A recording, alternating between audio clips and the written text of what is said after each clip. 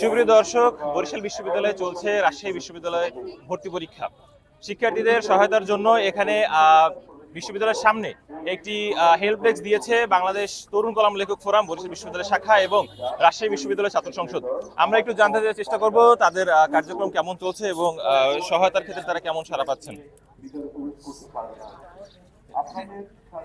আমরা আজকে এখানে ভর্তি পরীক্ষার সহায়তার জন্য রাকসু এবং বাংলাদেশ তরুণ কলাম লেখক ফোরামের সহযোগিতায় এখানে হচ্ছে হেল্প ডেস্ক দিয়েছি। এখানে আমরা শিক্ষার্থীরা যারা দূর থেকে আসছে তাদের ফোন, মানি ব্যাগ এগুলো রাখছি। তাদের নাম, ফোন নাম্বার রাখার মাধ্যমে এগুলো তাদের হচ্ছে আবার ফিরিয়ে দেওয়া হবে এবং হচ্ছে তাদেরকে আমরা পানি দিচ্ছি, পানি দিয়ে সহায়তা করছি। গার্ডিয়ানদের বসার জন্য ব্যবস্থা করেছি।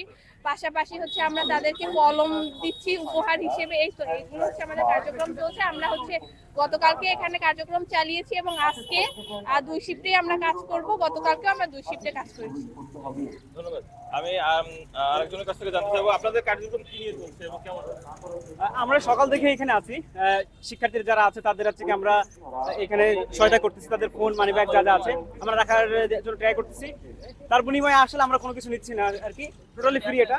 এবং এখানে যারা গার্জিয়ান আছে তাদের জন্য আমরা বসার জায়গা করছি, তাদের জন্য পানির ব্যবস্থা করছি, তাদেরকে আমরা কলম উপহার দিচ্ছি। এই তো এভাবে চলছে। মোটামুটি শিক্ষার্থীরা ভালোই সাড়া পাচ্ছে। আমরা সাড়া পাচ্ছি, মোটামুটি সবাই আসতেছে এখানে রাখতে।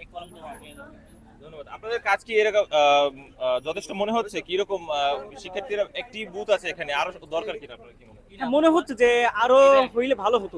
সেক্ষেত্রে আমাদের জন্য আসলে চাপ কমতো, যেহেতু একটা মাত্র ডেস্ক এখানে।